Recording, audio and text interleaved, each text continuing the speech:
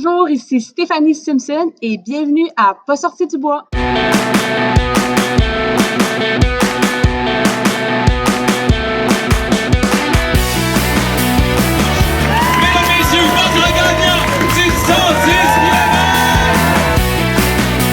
tu commences à te sentir bien en courant un ultramarathon, fais-toi-en pas, ça va passer. Grand champion du 125 km! Oh, que j'avais hâte de vous parler du petit nouveau de NAC, les mélanges pour boissons Ultra Énergie, des nouveaux drink mix spécifiquement développés pour les athlètes d'endurance qui viennent en deux saveurs, melon d'eau et lime. Tu pognes ton sachet, tu le mélanges dans 500 ml d'eau et paf! 650 mg d'électrolytes, 8 g de protéines, 1300 mg de BCAA, 55 g de glucides et 250 calories. Puis au-delà des chiffres, maudit que ça goûte bon. Pour l'essayer, ça se passe sur le nacbar.com puis je t'offre 15% de rabais avec le code promo pas sorti du bois, PASSORTIDUBOIS. Let's go, allez essayer ça puis je vous souhaite un bon épisode. Ouais ben, on n'est pas sorti du bois, hein? Bonjour tout le monde, bienvenue à cet épisode numéro 98 de Pas sorti du bois. Si vous le regardez en vidéo, vous voyez un visage connu parce que c'est pas la première fois qu'elle vient au podcast. En fait, elle est venue à l'épisode 10, donc ça fait un petit bout quand même. Je suis vraiment très content de l'accueillir. Stéphanie Simpson, bienvenue à Pas sorti du bois. Bien, merci pour la deuxième invitation. Là. Je suis super contente d'être de retour. Ben écoute, la dernière fois qu'on s'était parlé, tu revenais tout juste du championnat. Ben c'était un championnat mondial, mais tu étais dans l'équipe canadienne de la Backyard Ultra. Tu avais fait quelque chose d'assez exceptionnel. Puis les gens qui écoutent, qui n'ont pas écouté cet épisode-là, je vous invite à faire une pause sur celui-là. Allez écouter l'épisode 10, puis revenez. Vous allez voir, vous allez apprendre à découvrir Stéphanie. Vous allez voir les changements qui ont pu s'opérer dans le podcast en 88 épisodes. Puis ça va faire une belle première partie, une belle introduction à là ce qu'on va parler. Tu reviens tout juste de l'Arizona, où tu as complété un ultra assez fou. Ça fait quelques années que ça a lieu, le Cocodona 250. Ceux qui écoutent, c'est pas 250 km, c'est 250 miles. Fait qu'on va pouvoir rentrer dans le vif du sujet de ça, mais je suis vraiment content de te parler. T'es revenu il y a quelques semaines, on a vu des photos, des vidéos popper, il y a un teaser d'un futur vidéo qui va sortir. On a pu vous suivre, ça a été super le fun parce que tu avais ton équipe qui te suivait. Mais là, comme je te disais avant qu'on entre en onde, j'ai hâte d'entrer dans le crunchy de ce qui s'est passé entre toi ou entre toi puis ton équipe dans cette course-là de 402 km. Je pense que ça va être bien intéressant. Ouais, je pense qu'il y a bien de la matière puis on pourrait en parler longtemps. Avant qu'on commence, t'as-tu un drink de ton côté? T'as-tu de quoi à boire? Gin tonic, j'aime bien ça, là, les petites canettes. Seventh Heaven, c'est ça. C'est excellent ça. Ben écoute, ça met la table. Moi, de mon côté, ben comme d'habitude, j'ai mon partenaire Boréal qui m'a envoyé ce coup-ci une IPA du Nord-Est. Donc, cheers à toi. Merci d'être là, Stéphanie. Cheers. Donc, Cocodona 250, j'ai le goût qu'on fasse pas un voyage dans le temps, mais qu'on recule un petit peu. Les gens te connaissent, comme je l'ai dit, si vous voulez en apprendre plus sur Stéphanie, allez écouter l'épisode 10. On avait parlé un peu plus de ton parcours qui t'avait mené jusqu'à ces ultra-distances-là.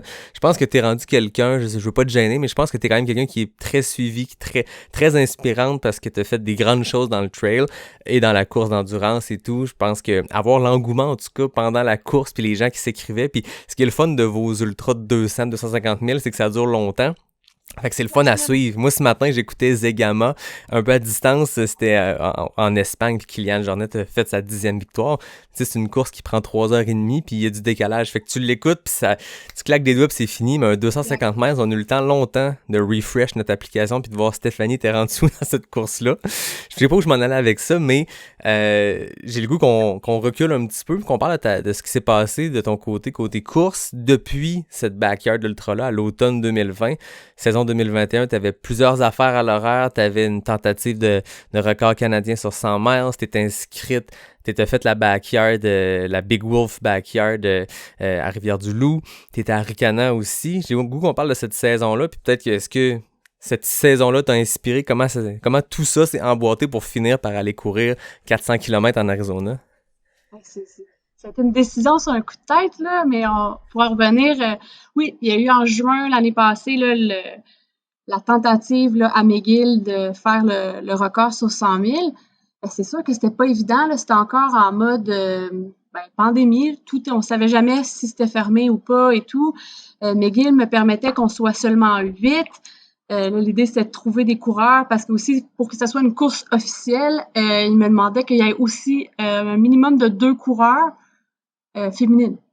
Fait qu'il fallait qu'en plus, j'aie 2 femmes là-dedans. Fait que là, j'ai quand même réussi à former un groupe le fun. On a eu bien du fun, mais qu'est-ce que j'avais sous-estimé, c'est que la façon que c'est fait, McGill, c'est un peu... Tu sais, il y a le Mont-Royal, puis c'est comme un peu dans un creux. Il fait tellement chaud, là. Ouais, C'est c'est comme ça, un hein? feu. C'était épouvantable. Il faisait tellement chaud. Puis j'avais fait aucune préparation pour la chaleur. Fait que veux pas, comme on connaît nos hivers ici, on s'entraîne ici.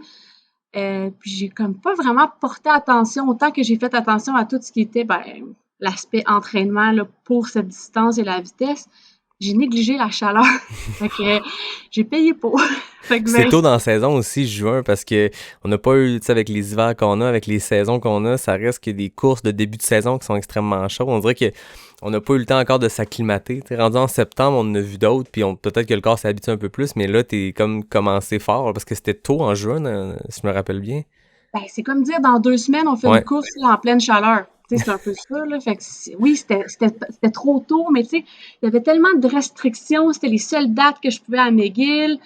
Tu sais, les autres, il y avait un tournage aussi dans d'autres journées. Fait que j'avais pas, tu sais, il y avait pas plein d'options, là. Fait que, bref, je suis vraiment contente de l'avoir essayé. Ça n'a pas fonctionné, mais regarde, ça a été un bel événement considérant qu'il y avait comme un peu rien d'autre, là. Puis, on apprend de ça.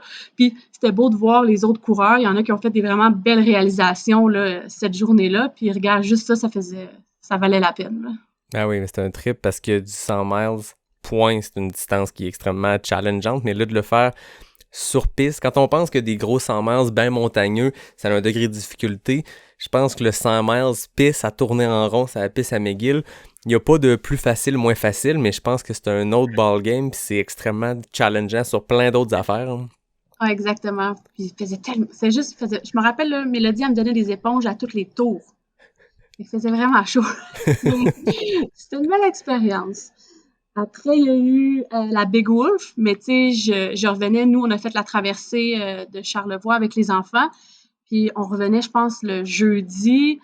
Le vendredi, on est resté de la famille dans Charlevoix, puis après ça, je m'en allais tout de suite là, vers Rivière-du-Loup pour... j'étais même pas retournée chez moi encore, là.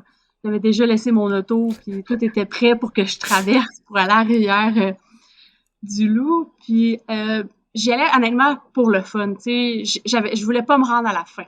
Je voulais me rendre dans les derniers, mais je voulais pas enlever la place à quelqu'un de venir avec moi là, au Tennessee chez Laz. Là. Ben c'est ça, parce que toi, t'avais déjà ta passe, parce que en remportant l'édition canadienne dont on parlait plus tôt, t'avais ton laissez-passer, ton golden ticket, comme on voit dans d'autres courses, pour la backyard de Lazarus Lake au Tennessee, l'original. Puis cette année-là, en 2021, à Big Wolf, ben le gagnant ou la gagnante allait avoir aussi un passe-droit. Fait que si t'avais gagné celle-là aussi, t'aurais comme eu 2 passe-droits, puis ça se combine pas, puis t'aurais pas pu y aller 2 en ligne, là. Non, exactement. Puis je trouvais ça un peu plate d'enlever la possibilité à quelqu'un. Puis la façon que ça s'est fait, c'était juste parfait. Tu sais, il restait moi, Cédric et Eric, puis on s'est levés les 3 pour partir. Je les ai juste regardés, puis j'ai dit, regardez, je pense que c'est fait à ce moment-là que vous continuez ensemble, puis tu sais que un des deux réussisse à avoir le golden ticket, puis tu sais peu importe c'est lequel, je suis super contente pour vous là.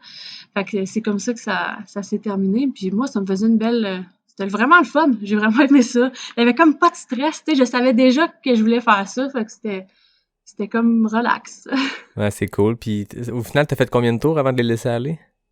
De mémoire, j'ai envie de dire 31, me semble. Ok. 31 heures. Fait Ça- quand même, là, c'est comme plus que, 200, je pense, 200 kilomètres. Ça fait un beau... Puis, tu sais, c'était le fun parce que, tu sais, c'est des coureurs, le veux pas d'ici, versus que j'avais faite, au BC, je connaissais personne, là. Fait que, puis, tu sais, c'est le fun aussi de donner des trucs ou, tu sais, de courir avec d'autres mondes. Fait que c'était vraiment le fun. Mais j'ai l'impression que tu l'as vécu différemment parce que celle que à l'épisode 10, on avait parlé de celle-là où t'étais arrivé un peu dernière minute, encore là, contrainte COVID avait fait que t'avais un voyage un peu vraiment dernière minute, t'arrives là, pas d'équipe de support, alors qu'on sait que sur une backyard, c'est l'équipe de support, comme n'importe quelle course, mais on dirait que dans ce format-là, c'est encore plus essentiel.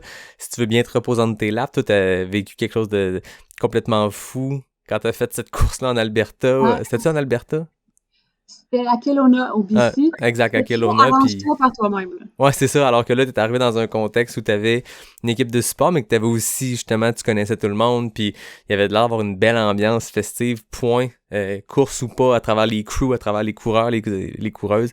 Fait que ça devait être le fun de vivre une backyard complètement différente. Ouais. J'y retourne d'ailleurs cette année. Puis encore là, la façon que ça fonctionne, pour le mois d'octobre, qui va être encore au BC selon moi, ils prennent les gagnants des 5 courses, je pense qu'il y en a 5, là, les 5 silver au Canada, puis ou sinon, eux qui ont des rankings, mettons, les plus hauts, mais je pense que je suis deuxième. Fait que les chances que je tombe en bas de 15 sont assez minces, là. Fait que... Ben, c'est ça, c'est Eric avec sa les cinquantaine 50. de laps Ouais. à Big Dog's Backyard, qui lui est Exact. numéro 1. Puis c'est ça. Puis c'est combien de temps que ton 43 te permet de te qualifier comme ça? Là, ça va être la dernière année. OK. Ça va être terminé après. OK. Là, après ça, il va falloir que j'en refasse une autre. Juste, je pourrais me rendre à la fin, là. Ouais, c'est ça. Puis ça, c'est cool. T'en as parlé, puis je l'ai pas nommé tantôt dans ta saison, mais c'est de quoi qui a été mis en lumière aussi via la Racine d'Or, parce que comme famille, vous avez été nominés, mais vous avez fait une traversée, de la traversée de Charlevoix avec ton chum et vos 3 enfants. C'est magique, cette histoire-là. Je veux dire, on vous suivait encore là un peu sur les médias sociaux quand vous le faisiez, puis ça devait vraiment être trippant comme expérience de faire de quoi qui est complètement différent de ce que tu fais habituellement, mais qui reste de l'extrême endurance. Mais là, c'est avec 3 jeunes qui sont âgés de quel âge? Mais là, l'année passée, Charles avait 6 ans, Lucas avait 8 ans, puis Lola, elle avait 11 ans. C'est Donc, fou. Là. Charles, il se retrouvait être, je pense, le plus jeune, me semble, c'est ça qu'il avait dit, qu'il était le plus jeune qui l'avait fait. Il y a même une famille qui sont partis, je crois, après nous, puis ils ont sorti après 2 jours, là. Fait que c'est pas nécessairement, c'est pas facile, là. Puis ça prend quand même une famille assez soudée. Puis je pense qu'il faut quand même que les parents, pour eux, ça soit relativement facile, parce que t'as quand même tout à gérer, là. Mais qu'est-ce qui est vraiment merveilleux, c'est que je les avais tellement préparés psychologiquement avant. Ben, ça sera pas facile, il va y avoir ci, il va y avoir ça. Ce que les gens aussi disaient. Parce que les gens, il y avait beaucoup de personnes qui leur disaient « Hey, c'est bien trop dur », un peu comme moi et Maxime, on se regardait des fois, on est-tu des mauvais parents, tu sais, est-ce que c'est trop dur, puis on leur demande quelque chose qui est peut-être trop pour eux.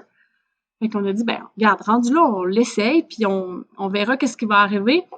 Puis finalement, ils étaient tellement fiers, là. On a un peu dévié la fin parce qu'ils nous font finir dans un stationnement qui est un peu plate.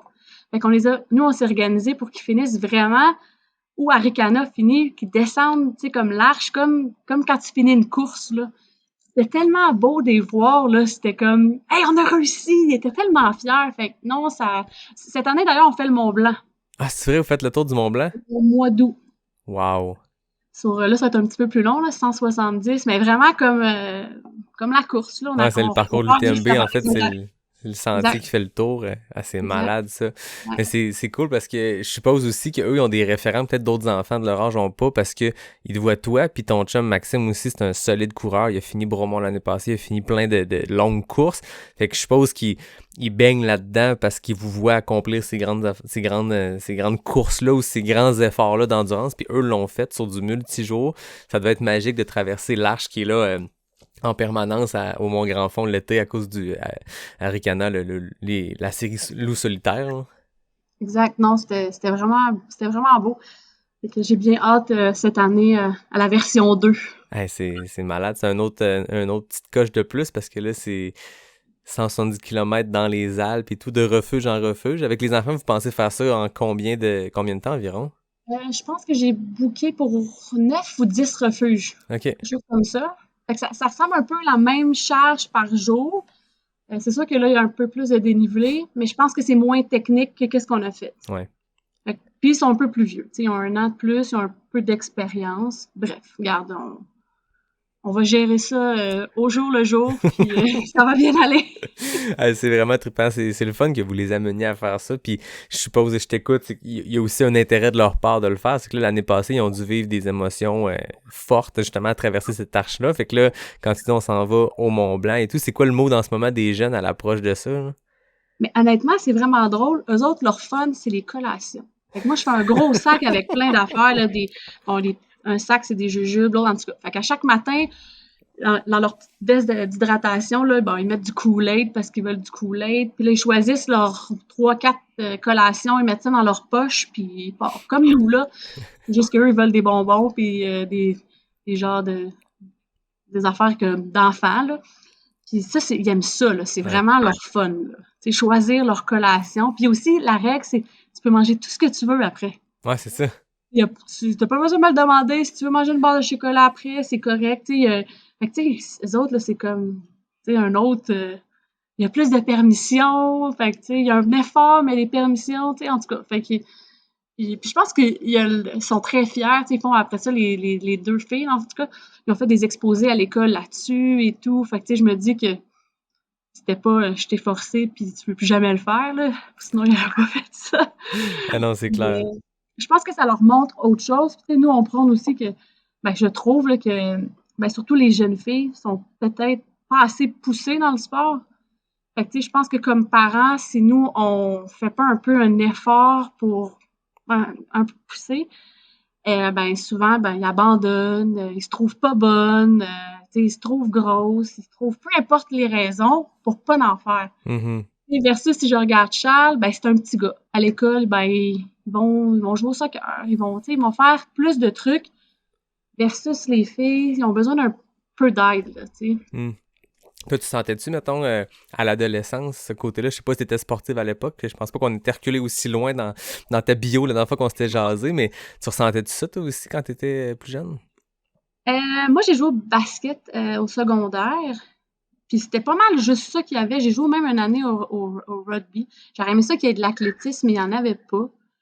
Mais tu sais, moi, c'était un autre genre de personnalité. Tu sais, aussi, toi aussi, sûrement, tu sais, on allait jouer dehors. Tu sais, on allait. Moi, l'école, à ce temps-ci, on pouvait aller à l'école en vélo.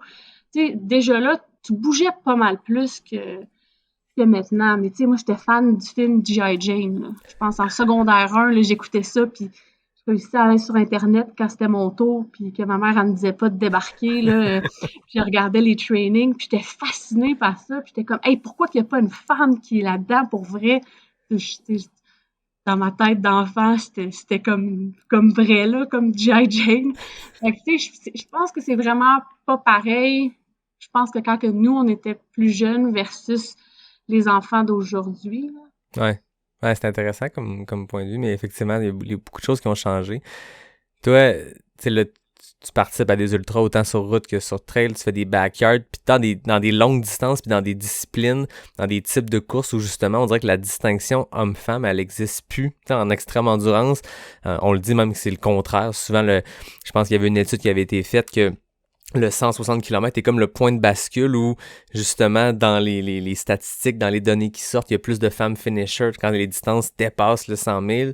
Puis, il y a plein de facteurs là-dedans, mais toi, c'est une source de motivation à travers ta pratique du sport puis de l'extrême endurance? Oui et non. Tu sais, le but, moi, c'est pas, hey, je veux battre un homme, là. Tu sais, c'est pas ça. Mais c'est plus que si de l'autre côté, ça montre à d'autres femmes, soit peu importe l'âge ou des filles plus jeunes, que, hey, c'est possible. Tu peux être une femme puis tu peux t'accomplir dans le sport. Tu sais, c'est plus cet aspect-là que je trouve, tu sais, merveilleux. Versus, tu sais, comme, je ris, mais à Ricana, j'ai battu Eric Sensman de 2 minutes, puis tu sais, c'était comme, hey, tu sais, c'est un grand coureur, là, tu sais. Puis eux autres aussi, ils faisaient une vidéo, fait que tu sais, je l'ai croisé plusieurs fois pendant la course. Mais tu sais, j'ai comme pas réalisé c'était qui avant un moment donné parce qu'il m'a aidé à traverser une rivière. Puis là, il m'a dit son nom, puis j'étais comme, hey, c'est comme un athlète full connu. Ah oui, c'est un athlète professionnel qui a fini...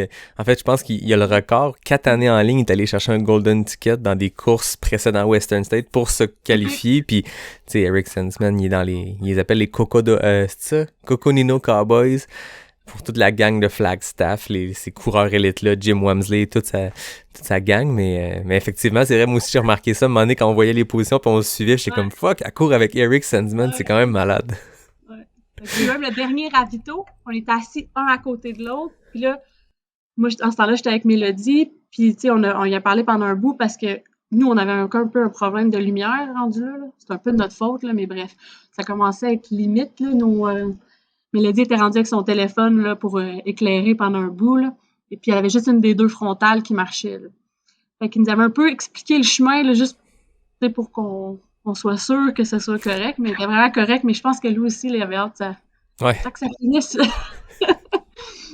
Ouais, c'est clair. Ben, c'est cool. Je comprends que c'est pas la raison principale de courir, de battre des hommes, mais ça reste que je pense que de voir des femmes qui performent bien dans de la longue distance, dans de l'ultra-distance, tu sais, je pense que c'est en 2020 où le taux de participation des femmes sur le 125 Arikana était très bas. Ça a donné comme ça cette année-là, mais je pense que c'est caractéristique des longues distances, des longs ultras au Québec. Puis l'année d'après, 2021, l'année à laquelle tu as participé, le taux avait déjà pas mal augmenté par rapport à l'année précédente. Puis tu sais, est-ce qu'on peut simplement l'attribuer à une chose? Non, je pense que c'est une série de plein de facteurs. Mais de voir des femmes qui le font, puis tu sais, je veux dire, t'as une job, t'as des obligations, vous avez 3 enfants, ton chum et toi, je veux dire, t'es pas dédié à ça, c'est pas ta job d'envie de courir, puis tu réussis à trouver le temps de placer des grosses semaines, mais je pense que ça peut inspirer, puis ça peut dire, ben si elle le fait, je vais trouver le moyen de moi aussi trouver ces heures-là. Tu sais, si tu réussis à trouver, je sais pas, une semaine de 14 heures de course en 7 jours, dont une fin de semaine, puis 5 jours de travail, ben je pense que ça peut motiver du monde d'essayer, puis je dis homme ou femme, peu importe, mais ça reste que je pense que c'est souvent ça la misconception par rapport aux femmes dans les ultras, c'est le temps, puis c'est de quoi qui s'est expliqué, qui s'est lu, qui a été écrit dans plein de magazines, d'analyse de ça, pourquoi les femmes sont moins portées vers les longues distances, mais de voir des Stephanie Simpson et bien d'autres, ben ça peut motiver, tant mieux. Là. Exact. Ça serait le fun qu'à un moment donné, il y ait plus de femmes que d'hommes. Mais non, c'est pas vrai. Oui. C'est pas grave, mais que ça soit plus égal. Ou plus les femmes qui osent pas. Moi, c'est plus ça. Tu sais, si tu veux pas le faire, c'est bien correct. Ben, c'est si ça. toi, tu veux rester à des plus petites distances, c'est bien correct. Il n'y a pas de mauvaise distance.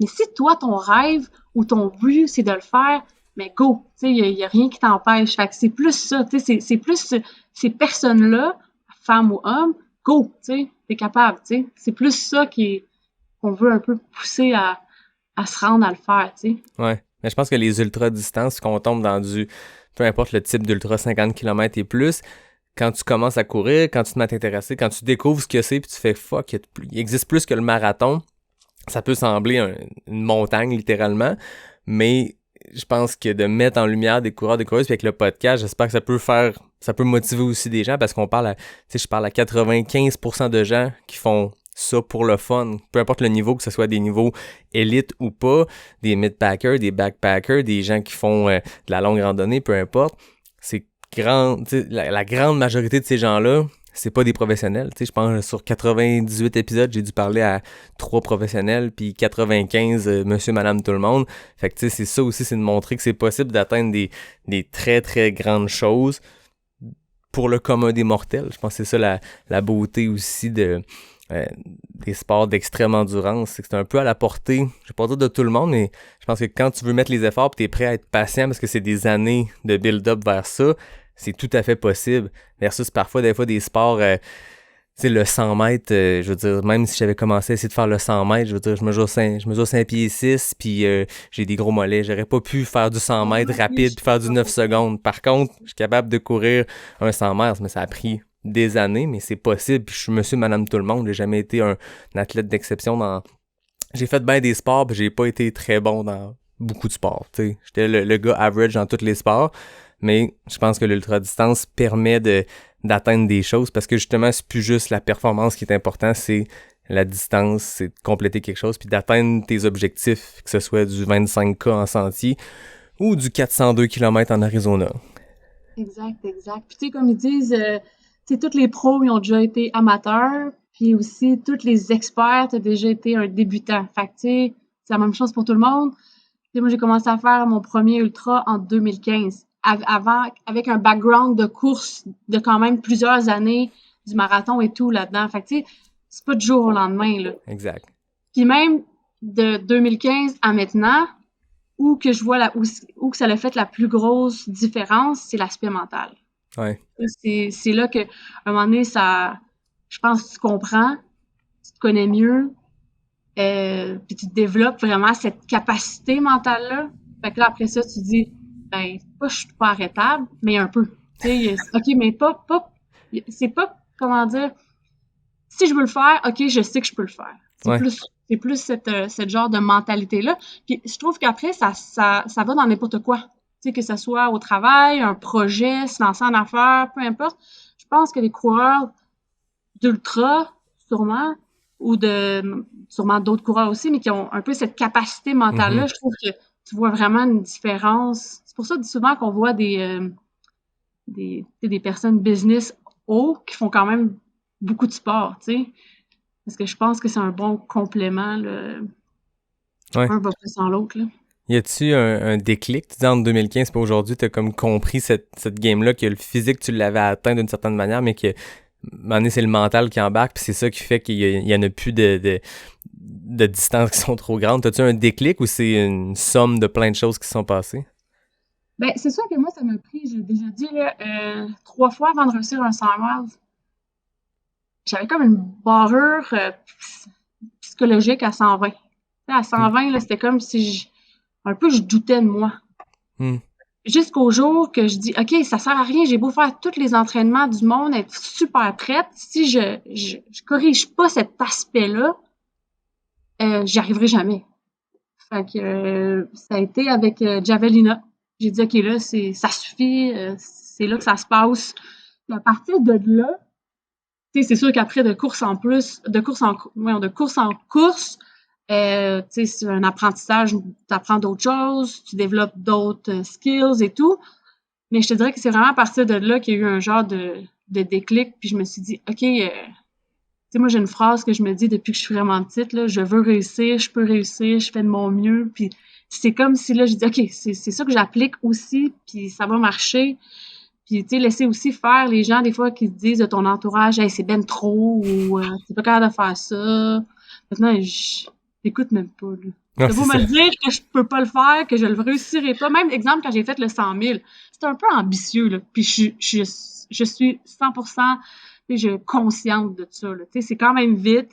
À distance, ça va, mais c'était quand même vite, là. Tu sais, ça demandait une moyenne vite, là, de 5,40, considérant que, tu sais, tu vas avoir des arrêts puis tu vas Ah oui. manger. C'est quand même ambitieux, je sais. Mais moi, je suis du genre, ben, si je l'essaye pas, si comme on dit, casse pas les dents, ben, je le saurai pas, tu sais. Puis qu'est-ce qui est pire? Avoir essayé puis ça marche pas, ou de juste jamais l'avoir essayé par peur. Ouais. Fait que, tu sais, moi, je l'essaye. Puis si ça marche pas, ben, ça marche pas. Puis c'est pas grave. Ah oui, puis tu sais qu'on parle d'abandon ou d'objectifs qu'on n'atteint pas. Des fois, le mot rapide, c'est l'échec, tu sais. Puis moi, je ramène tout le temps le DNF, ce que ça veut dire, c'est did not finish. C'est pas failed. Tu sais, quand tu vois une course, mettons, là, j'envoie justement un petit coup de chapeau à Pierre-Luc Fortin d'Ultra Lala Podcast qui a did not finish, un abandon à 620 km à l'Infinitus, 888 km. Le gars a quand même bien couru 620 km consécutifs. Au final, c'est pas un échec, c'est pas un abandon, c'est un did not finish. Il s'est pas rendu à l'objectif qui était le finish, mais c'est pas une fin en soi. Puis, je veux dire, tu peux pas qualifier ça d'échec quand le dude a couru 620 km dans les montagnes du Vermont. C'est hallucinant ce qu'il a accompli. Puis pareil pour n'importe quel DNF, pour peu importe les raisons, tu sais. Tu l'as essayé, puis on l'entend souvent, puis je l'ai répété plein de fois, mais ça me dérange même pas de le répéter une autre fois, mais souvent, le plus gros accomplissement, c'est de te pointer à la ligne de départ, parce que il y a du travail en arrière, tu sais. Une journée, une course, une fois, il peut y avoir 1000 affaires qui se passent. Des fois, on a des journées exceptionnelles, puis on sait pas pourquoi, mais on vole ses sentiers, puis des fois, on n'a aucune idée pourquoi, puis c'est une mauvaise journée. La digestion passe pas, on sait pas pourquoi. C'est tellement circonstanciel sur une journée, un moment, mais peu importe ce qui se passe le jour de la course, il y a un build-up derrière ça. Puis si tu penses que tu as fait tout ce que tu pouvais faire pour arriver à cette course-là, au mieux de tes compétences, au mieux de tes qualités, ben après ça, il arrivera ce qui arrivera le jour de la course. Ça reste que tu peux être fier de tout ce qui s'est passé avant, puis c'est ça qui est le plus impressionnant. T'sais. C'est pas une journée réussir une performance de X nombre d'heures dans le bois. C'est tous les matins que tu t'es levé quand il faisait fret. C'est les séances d'intervalle avec le vent de face, puis c'est les montées, les descentes que tu as sacrées, puis c'est de réussir à tasser dans ton horaire des choses pour trouver le petit moment pour aller courir, puis c'est là qu'il y a l'accomplissement. Là. Exact. Puis en parlant de DNF, moi, à Ricana, sur le 125, l'année passée, j'ai DNF. Et puis, c'était bien correct avec ça. Il n'y avait pas de... À la limite, tu sais, comme j'ai déjà dit, j'avais l'impression, pour vrai, tu sais, moi, j'ai commencé à faire de la trail, ça fait pas si longtemps que ça. Fait que, tu sais, j'en ai eu il a fallu que j'apprenne, il a fallu que je tombe plusieurs fois, puis, tu sais, puis encore, c'est un apprentissage. Puis à Ricana, j'ai dit, hey, wow, je suis vraiment pas là. C'était comme un mouvement tellement pas habitué que j'avais mal aux hanches, j'arrêtais pas de tomber, j'avais des bleus partout. Puis veux pas, moi, j'étais pas loin de Big. J'étais comme à 3 semaines, un mois. Là, j'ai dit, hey, je risque-tu de pas pouvoir y aller? Puis entre les deux, je préférais focusser sur Big parce que c'était une chance d'y aller. Tu sais, Arikana, je peux m'inscrire à toutes les années. Ouais. Est-ce que je vais pouvoir retourner chez l'âge? Je sais pas. Tu sais, puis, tu sais, je me rappelle, c'est drôle parce que j'avais déjà dit, je pense que je l'ai dit dans l'autre, quand on avait enregistré l'autre, mais j'ai regardé ça avec les enfants, puis j'ai dit, hey, un jour, je vais y aller. Puis là, j'étais comme capable de dire, hey, là, j'y vais. Tu sais. Ouais. Fait que, tu sais, j'ai comme dit, OK, garde, non, j'ai assez tombé, là, j'ai assez eu l'impression de descendre dans le chasse-neige, là, en descendant les côtes, là. Assez pour cette fois-là.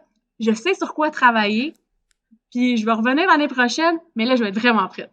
Ouais, c'est ça. Puis à la limite, je trouvais ça vraiment drôle. Tu sais, autant que la distance, moi, je regardais, là, des fois, j'arrivais au ravito, là, puis le monde était à moitié mort, puis là, moi, j'étais comme, moi, j'ai juste mal partout. Genre, bon, tout va bien, là, mon mental, je trouve ça drôle, mais hey, j'arrête pas de tomber, j'ai mal, là, j'ai mal à la hanche, j'ai jamais mal à la hanche, tu sais, faut en rire, là, tu sais, moi, je fais ça pour le fun, là, fait que... Ben oui, c'est juste de la course au final, là. Exact. Fait que, ouais, c'était un DNF. Puis, après ça, ma saison, j'ai comme pas été vraiment chanceuse, là. J'ai eu le zona, puis une péricardite, que j'ai découvert que j'avais la péricardite chez Laz. OK. Fait que, Directement là-bas. ouais, fait qu'à un moment donné, je me sentais vraiment bizarre. Et puis, tu sais, j'avais des battements de cœur là, épouvantables, même au repos. Là, je me rappelle une nuit après, là, je me suis réveillée dans la nuit, là, je pensais que j'allais faire un arrêt cardiaque. Là. Fait que ça a pris, c'est comme une inflammation de l'enveloppe du cœur là, qui appelle. J'ai aucune idée c'est dû à quoi. Ça a l'air que des fois, suite au zona, c'est possible, mais même le OK. zona, c'est un peu jeune là, pour avoir ça. Ouais. Bon, vraiment, c'est comme 55 ans et plus, parce qu'il offre le vaccin pour les genre 55 ans et plus. Anyways. Fait que j'ai eu ça, mais là, j'étais comme, hey, je vais-tu quand même, suite au zona chez Laz, là, je pourrais peut-être plus y aller. Fait que j'étais allée pareil, mais j'étais consciente que c'était pas optimal, puis j'allais faire mon possible. Je pense que j'ai fait 29 heures. Ce qui est pas gênant. Mais il est vraiment pas facile non plus, le parcours à Laz, là. La boucle de trail, c'est 350 mètres de dénivelé. La route, c'est, mettons, 80. Fait que veux pas, à un moment donné, ça s'accumule, là. Tu sais. Ouais, c'est ça. Ça paraît là. Quand j'ai vu qu'ils se sont rendus à 80 quelques heures, là, j'étais comme, hey, ça commence à faire du dénivelé, là. Ah, ça n'a pas de sens en termes de dénivelé. Je me rappelle, je me rappelle pas là, mais quand ça avait été Ah non, c'est mentionné, beaucoup, le nombre de dénivelés positifs et négatifs qu'Harvey Lewis avait fait, ça avait aucun sens, tu sais. Déjà, le 85 heures de course a pas de sens. 82 heures, je me rappelle plus, mais ça donnait comme du 17 000 mètres. Je me pas dire J'avais n'importe envie quoi, de dire mais 20 000, fait que ça fait du sens. c'est ça, c'était énorme, là, tu sais. Ouais. Bon. Puis c'est quand que c'est arrivé le coup de tête de t'inscrire à Cocodona? Bon. Moi, quand j'ai commencé à courir, les ultras étaient pas full, tu sais, c'était pas vraiment connu, là. Tu sais, t'avais Badwater. Et puis, là, ça, je te parle de 2007-2008. J'étais comme fascinée par Badwater. J'étais comme, hey, je comprends vraiment pas comment quelqu'un peut courir 217 km dans ces conditions-là. Il y a quand même un peu de dénivelé, même si c'est de la route, là. Je sais pas exactement. Puis j'ai comme resté fascinée par cette course-là qui est super vieille, là, quand même. Puis ça fait 2 fois que j'applique, dont cette année. Puis ils m'ont pas pris. Dans le fond, la raison, ben, parce qu'il m'a quand même écrit, il m'a dit, t'as pas fait de 100 000 dans les derniers 13 mois. Parce que une des règles, c'est oui, il faut que tu en aies fait 3, mais il faut que tu en aies un récent. Et moi, j'étais comme dans ma tête, j'ai fait 3 backyards. Ouais, J'ai c'est fait ça. plus que 100 000 les 3 fois, fait que c'est assez. Mais les backyards comptent pas. OK. Fait que là, j'en avais pas fait dans les 13 derniers mois. Fait que là, j'ai dit, hey, c'est plate, mais qu'est-ce que ça marche pas. Fait que, tu sais, moi, j'avais déjà un peu planifié là, que je m'en allais à Badwater cette année, puis c'était ça.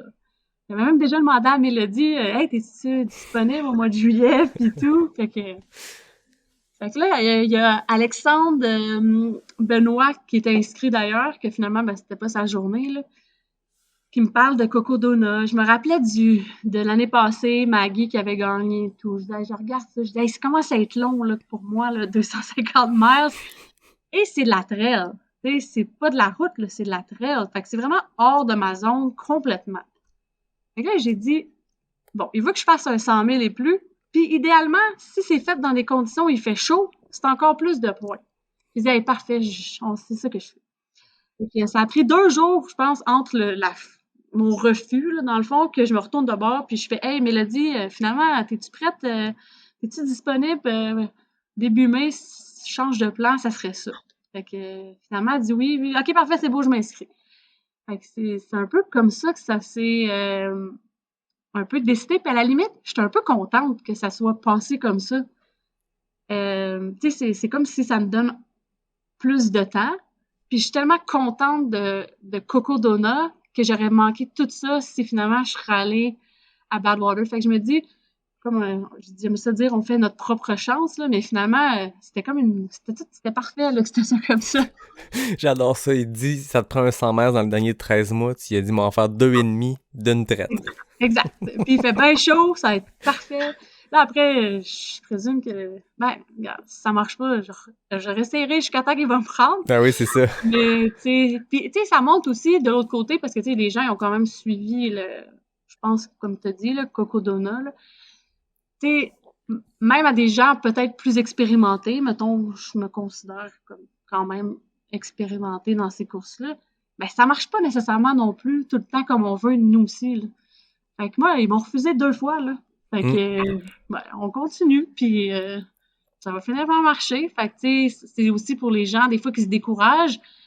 Ben non, regarde, c'est pas grave, tu sais, ça sera pour plus tard. Puis, tu sais, il y a d'autres projets, il y a d'autres trucs que tu peux faire en attendant. Puis des fois, comme un peu dans mon cas, ben finalement, c'était probablement pour le mieux, tu sais. Ouais. Puis l'inscription, c'était quand dans l'année? Je pense que je me suis inscrite en janvier. OK. Fait que là, de janvier, t'as la course dans 4 mois, 250 miles de désert. T'es à Montréal, dans neige, dans Gadou, dans slush. Un hiver qui a pas fini de finir cette année. Ça a été interminable. Comment on se prépare? Qu'est-ce que t'as rien fait, mais qu'est-ce que t'as changé ou qu'est-ce que t'as adapté à ton entraînement pour te préparer convenablement pour Coco Dona? Ben, moi, depuis un bout, je suis mon propre coach, là. Fait que, tu sais, c'est sûr que je me connais très bien. Je suis très à l'écoute aussi de qu'est-ce que j'ai besoin. C'est sûr qu'il y a des affaires qu'on aime un peu plus. C'est sûr qu'en faisant ça comme ça, je suis capable de dire, OK, voici qu'est-ce que j'ai à faire, voici mon horaire, voici mes obligations aussi dans la semaine. Comment que je peux arranger ça? Et je dis pas que c'était toujours évident, mais je me suis levée vraiment tôt, bien des fois. J'ai coupé aussi beaucoup des longues. Des fois, j'ai juste essayé de travailler plus lundi, mardi, mercredi pour être capable de faire des longues à partir du jeudi. C'était j'ai quand même été très constante là, depuis le début de l'année jusqu'à Coco Dona. Là, j'ai mal au tendon, fait que je cours presque pas, là, mais tu sais, jusqu'à Coco Dona, j'étais vraiment constante. Pas fait vraiment de course de plus que 60 km, là. Là, après ça, tu sais, c'est bien beau le volume et tout. Tu sais, veux pas, il y a aussi l'expérience. Tu sais, tout ce que tu as déjà fait, tu sais, comme toi, tu as fait une course de 100 miles au mois d'octobre, ben ton corps, il s'en rappelle de ça, tu sais. Fait que, tu sais, c'est pas un build-up à recommencer à zéro à chaque fois, tu sais. Fait que c'est ça qui est le fun, là. Après, il y avait l'aspect chaleur et l'altitude. Tu sais, l'altitude, tu peux pas faire grand-chose. Fait que là, il y a plusieurs écoles sur qu'est-ce que tu peux faire et tout. Moi, je me suis dit, je peux absolument rien faire. Je vais laisser ça aller comme ça va. Au pire, c'est pas non plus une course qui est très rapide. Fait que, tu sais, c'est sûr que ça l'aide au niveau de l'altitude versus que, tu arrives pour un 100 km puis tu essaies d'aller au plus vite que tu peux, là. Ouais. Puis pour la chaleur, qu'est-ce que j'ai fait? C'est que la course commençait le lundi. Donc, le mercredi d'avant, j'ai arrêté. Mais 2 semaines avant ça, j'ai fait 2 semaines vraiment intensifs au sauna. OK. Fait qu'au début, je trouvais ça vraiment tough. Vraiment, vraiment dur. Même après 15 minutes, j'étais en train de cuire là-dedans.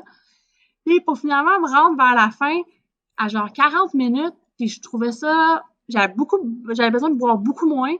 Même après, je récupérais au niveau de l'hydratation dans la journée, mais au début, là, j'étais comme, fallait que je bois tout le temps, puis j'avais envie de sortir ma tête là, du sauna pour respirer. Fait que, tu vois la progression très rapide. C'est encourageant Puis, vu quand que c'est même. quand même dur sur le corps, Ouais. ben, je l'ai fait pendant un peu le taper. Fait que, vu que je courais presque plus ou beaucoup moins, là, dans le fond, c'était le meilleur temps pour le faire. Puis comme il dit, je pense que le corps, je suis pas spécialiste, là, le corps n'a pas vraiment besoin de très long pour s'adapter à la chaleur. Puis, gars, je pense que ça a bien fonctionné, là. Je dirais que la première journée, j'ai trouvé ça difficile.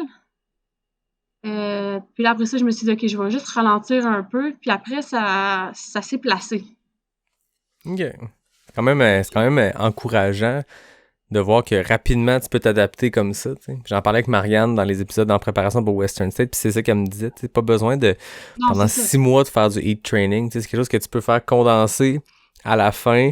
Puis le corps, on le sait que ça s'adapte vite un corps. On sait que le corps peut endurer bien des affaires. On le voit dans des ultras, mais même pour de l'adaptation comme ça, même l'altitude, souvent, il y a plein d'écoles de pensée, mais il y en a une qui dit tu te pointes le plus proche possible de ta course en altitude, puis t'as fait direct. Parce que je pense qu'il y a une espèce de le contraire d'un sweet spot, je sais pas c'est quoi le terme, mais si t'arrives une semaine et demie avant, puis tu penses qu'en 10 jours, tu peux t'acclimater, il paraît que c'est la pire affaire. T'es mieux d'arriver la veille de la course ou 3 semaines avant, mais t'arrives pas 10 jours avant. Puis, à un moment donné, c'est peut-être je préfère un épisode complet là-dessus parce qu'il y a plein de courses en altitude, mais je pense que c'est vraiment touché. Puis encore là, chaque personne le vit différemment. Mais c'est ça, aussi, chaque personne réagit à l'altitude différemment. Mais tu sais, juste nous, par rapport à ça, on est arrivé le samedi, fin de journée, puis le départ de la course, c'était lundi matin tôt. Là. C'est bon. T'sais, au départ, c'était à 5 heures, mais là, il y a eu des feux là, en Arizona, fait que ça a changé à 10 heures. Mais au départ, moi, ça me donnait pas trop de jeu. Là, t'sais. J'arrivais, puis temps de faire l'épicerie, arranger une coupe d'affaires, let's go. On parle de Coco Donut, 250 km, le désert, l'Arizona, mais parle-moi du profil. 250 miles, hey, je l'ai même dit en introduction, pas 250 km, 402 km. On parle de sentiers techniques, de trail. Parle-moi un peu du profil de la course, parce que c'est assez fou comme traversée de l'état de l'Arizona, mais parle-moi du profil puis de ce type de parcours-là. Au début, là, ils ont changé le parcours cette année. Ils ont changé les premiers, c'est 60 ou 100, en tout cas, vraiment le début de la course, à cause qu'il y avait des feux en Arizona. Fait qu'ils nous ont un peu détournés.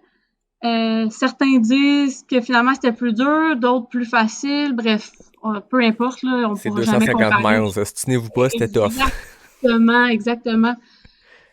First, en parlant juste parler de climat, là, c'est vraiment pas évident parce que les journées sont très chaudes et les nuits sont très froides. Mm-hmm. Fait que, moi, j'ai aucune idée, mais j'avais l'impression qu'il faisait 0 le soir, la nuit. Fait que, c'est assez drastique quand tu passes de 35, 36 à 0, déjà là. Mais le parcours, c'est juste wow. Tu traverses, pour finir à Flagstaff, là, mais tu traverses là, des endroits, là, Sedona, c'est magnifique, là, c'est comme le sable, un peu sablonneux, là, c'est comme rose un peu, là, c'est juste wow, là. Fait que, tu sais, ça, c'est... Puis même, je pense qu'il y a des gens après qui m'écrivaient, disent juste les paysages, les photos, ça donne envie d'aller courir là, tu sais. Puis ça traverse, tu sais, des villes, quand même connues, là. Je ne vais pas toutes les nommer, là, mais au pire, on mettra la carte, là, mais c'est vraiment... Je pense que c'est le parcours le plus beau que j'ai fait à date, là. Ouais. Mais on dirait que l'Arizona est un peu devenu une mecque du trail. Ça l'était déjà pour les sports comme le triathlon puis le marathon, mettons Flagstaff, à cause de l'altitude puis à cause du climat qui est très doux l'hiver et bon, très chaud l'été, mais ça reste que je pense que c'est bon quand tu t'entraînes pour un marathon en été d'aller faire de la chaleur comme ça. Mais c'est devenu justement à cause de ce réseau de sentiers-là, à cause, tu sais, l'Arizona, on imagine beaucoup le gros désert du sud de l'Arizona, mais comme tu dis, il y a plein d'affaires, tu sais, je veux dire, Sedona, c'est du sable rouge puis des espèces de monticules qui sortent de nulle part. Après ça, t'arrives à Flagstaff, il y a de la neige éternelle au centre-ville, tu sais, c'est une ville en Arizona, il y a de la neige en juillet dans le top de la montagne. Après ça, t'as le Grand Canyon là-dedans, t'as vraiment une diversité de parcours, mais ça doit être complètement fou de le traverser d'une traite comme ça, puis je suppose que ça doit aider un petit peu quand c'est tough pis t'as mal, mais au moins tu peux t'en mettre plein les yeux plutôt que de regarder des bouleaux ou des épinettes. Là, tu peux regarder des beaux paysages. Ça doit quand même motiver un petit peu. Ouais, puis surtout tout ce qui est, tu sais, lever du soleil, les couchers, tu sais, puis ça rendait ça, là, genre, c'était tellement beau, là. Fait que, tu sais, non, c'est sûr que... C'est Dans le sûr fond, que... c'est ça l'avantage des 200 mètres, 250 Ouais, mètres, c'est que tu vois tellement long, plusieurs tu vas plus couchers. la faire. C'est ceux qui écoutent, qui ont déjà fait. Tu sais, moi, par exemple, j'ai fait un 100 miles où j'ai fait des courses où il y a un lever du soleil. Puis il y a quelque chose, il y a de quoi qui se passe dans un C'est lever du magique. soleil Ouais. qui est magique, peu importe dans quel état t'es. Je l'ai vécu 2 fois, une fois à Ricana, dans le temps que le départ était... C'était tôt dans la course, mais t'as 4 heures dans les jambes, puis là, boum, lever du soleil. Puis Bromont, le premier matin, ben, le deuxième matin, tu revis, tu ressuscites. Ça, Mais c'est là, comme un l'avantage reboost. des longs ultras, c'est que t'en as plusieurs des levées du soleil pour te remotiver, là. Ouais, 89 heures, c'était... Fait que j'ai pas dormi pendant 4 nuits, dans le fond. Ouais. Ah, c'est fou. Avant Ouais. qu'on entre dans la course elle-même, tu parles tantôt de Mélodie, qui est Mélodie Gilbert, la Ouais. coureuse qui a remporté l'année passée la jeune pousse, donc au Gala de la Racine d'Or. Coureuse qui est arrivée en 2021 puis qui a tout éclaté. Donc, c'était ta partner. En fait, ta partner, c'était ton crew pour ta tentative de 100 000. Elle était là aussi à Rivière-du-Loup avec toi. Qui d'autre t'avais dans ton équipe de sport pour Cocodona? Marie Laforce, qui court, mais tu sais, pas nécessairement une coureuse connue. Elle fait partie du 6am Club, mais tu sais, quelqu'un de très positif tout le temps. Puis un peu quand que j'en ai parlé, que je voulais aller là et tout, hey, c'est magnifique, moi je veux venir. Fait que, ben, parfait. Et puis l'autre personne, c'est Kevin, dans le fond, mais Kevin était vraiment plus là pour tout ce qui est le vidéo, Ok. les photos. C'est sûr qu'il a aidé aussi. Il a même fait 2 sections avec moi, les plus petites, là. Je pense vite, là, j'ai envie de dire un 8 puis un genre de 13 km, là. OK. Quelque chose comme ça. Mais tu sais, il aidait les filles et tout, là, puis c'est lui qui a permis qu'on ait un souvenir de Ouais. cette histoire et cette aventure-là, plutôt. Puis comment on se prépare en amont? Là, on parle de la préparation physique, mais la préparation de crew, parce que tu le disais, 89 heures, puis je suppose que tu visais un ballpark plus large aussi, là. Ça peut prendre 80 comme 120, je sais pas. Puis comment on se prépare logistiquement, les rôles de chacun? C'était quoi l'organisation de ton équipe de sport? J'étais vraiment chanceuse de... Tu sais, comme souvent dans la vie, je suis juste bien entourée, là. Mais là, c'était vraiment ça. C'était comme... J'avais choisi... C'était juste parfait. Marie était un peu plus... Tu sais, on avait loué une van... tu sais, comment t'appelles ça? Une genre de van life, là, que t'habites, là, dans le fond. Elle en a une. Fait que, tu sais, moi, j'aurais demandé à Mélodie de conduire ça. Elle m'aurait dit, oublie ça, tu sais. Fait que, tu sais, elle connaissait ça, tu sais. Fait que tous ces éléments-là. Fait que ça, c'est sûr que ça l'aidait. Fait que, tu sais, Marie, je pense, était un peu plus logistique. Puis Mélodie, un peu plus, style, un peu plus coach, là. Tu sais, OK, non, OK. regarde, là, t'as assez, là, tu manges ça, tu sais, ça, check ça. Tu sais, un peu plus, tu sais, par expérience aussi. Tu sais, elle en a fait d'autres. Elle m'a déjà aussi été support dans d'autres. Tu sais, tout ce qui est nutrition. Tu sais, à un moment donné, j'avais des, tu sais, juste les pieds. On appelait ça soin des pieds chez Mélo. Mais tu sais, chacun faisait un peu leur rôle. Puis, tu sais, honnêtement, là, j'arrivais là, j'avais rien à faire. Le Puis, rêve. c'était juste merveilleux. Il passait pour moi. Avec moi, là, c'était une station. J'ai même pas étudié vraiment le parcours avant d'arriver là, pour être honnête, parce que j'étais un peu comme ça, là. Mais c'est parfait. Genre, je savais qu'il y avait 21 sections, puis moi, j'arrivais une, puis j'étais comme, OK, bon, expliquez-moi la prochaine. OK, 20 miles, et à peu près 1000 mètres de dénivelé. OK, ça ressemble à quoi? C'est courable? OK, oui, ça, non. OK, parfait. Il me disait qu'est-ce qu'il avait mis dans mon sac pour manger. Des fois, j'étais comme, ah non, ça me tente pas. OK, il l'enlevait, puis ça ressemblait à ça. Tu sais, c'était juste comme parfait. Puis à partir de, je m'en rappelle pas exactement, mais 100 km à peu près, j'avais le droit d'avoir des pacers. Fait que les filles ont vraiment couru ou m'accompagner dans le silence pendant longtemps. C'est genre il y a un bon bout à un moment donné que j'ai fait tout seul, mais sinon j'ai quand même eu tout le temps au moins une des deux filles ou Kevin, là, même jusqu'à la fin, là, avec moi. Fait que c'est sûr que ça fait une différence. C'est un peu... J'ai pas vraiment eu de dark moment, là. J'ai jamais dit non plus pourquoi je fais ça, pourquoi je Ouais. suis là. J'ai même pas eu de remise en question. C'était Crème, juste c'est bon moi. parce que 402 Ouais. km, t'en as en masse l'opportunité, 89 heures. Il n'y a pas eu de Zéro. moment où tu t'as remis en question ton choix. Non. J'étais Ah, juste, c'est OK, c'est malade. section par section. Let's go, on y va. Tu sais, pas de... Zéro négativité. C'était positif tout le long. Puis c'était vraiment en mode, OK, Bon, la première journée, je l'ai dit, là, c'était vraiment plus difficile, là. J'ai un peu été malade, puis c'était parti un peu vite, mettons. L'altitude, il fait chaud, OK, j'étais un peu stressée. Puis aussi, ça me dérange pas de le dire, 5 minutes avant la course, j'ai eu mes menstruations. Fait que, tu sais, il y avait tout ça ensemble, là, j'étais comme, OK. Fait que, là, j'ai dit, OK, il faut juste que j'aille un peu moins vite. Là, je filme plus ou moins, là, un peu comme une insolation, là, mettons, là, je commençais à vomir et tout. Puis après 100 kilos, je regarde les filles, puis je dis, je pensais pas dormir maintenant, mais j'en ai besoin. Ça a été vraiment tough aujourd'hui, là. C'était un 100 kilos, là, vraiment pas évident. Alors, j'ai dit, j'aimerais ça dormir 1 heure. Fait que c'est là que j'ai pris la première fois, là, dans le fond, une bonne pause, là. Puis après ça, je me suis levée, là. Puis là, c'était comme la nuit, là, mettons. Puis c'était juste wow! C'était comme si c'était une nouvelle journée. Tu sais, là, ça allait, là. J'avais plus mal au cœur. C'était parfait. Puis à partir de là, je veux dire, ben, j'ai plus ce problème-là. Puis là, après ça, c'était quand même assez smooth, là. Ça a replacé les affaires. Ouais, ça a replacé les affaires. Puis c'est un peu comment que j'ai géré le sommeil. Tu sais, il y en a qui ont des plans, puis ils calculaient ça. Puis à la limite, ça m'angoissait, là. Je regardais leur tableau, puis là, j'essayais de voir comment que je pourrais gérer ça. Puis à chaque fois, je regardais ça, puis je suis comme, ouais, mais qu'est-ce qui arrive si j'ai pas envie de dormir à ce moment-là? Puis là, on a tout prévu que j'allais dormir là. Tu sais, c'était trop rigide, genre, pour moi. Moi, j'ai dit, regarde, on va y aller. J'ai aucune idée non plus comment je vais gérer tout ce temps-là sans dormir parce que je l'ai jamais fait. Alors, j'ai préféré faire comme tout le reste. On calcule pas, puis on y va au feeling. Puis ça a super bien marché. Là, après ça, j'ai fait la deuxième fois 1 heure après 200 kilomètres. Puis après ça, je dirais que j'ai dormi 2 fois, mettons, 35 minutes à peu près. That's it. Aïe, Ça aïe. fait comme 3 heures et quart. Puis on compte pas les petites pauses, là, des fois, là. C'est comme quand tu cantes un peu sur tes bâtons, je te jure, je rêvais. Ah ouais? Ah ouais, t'es tellement donné, t'es comme un peu pupu là. Des fois, je disais juste au fait, je peux juste avoir une petite pause, là. Je faisais juste me pencher, je m'accotais sur mes bâtons. Puis là, je rêvais. C'est malade. Ouais, c'était quand même. Puis en parlant de bâtons, je savais même pas comment ouvrir mes bâtons avant de partir.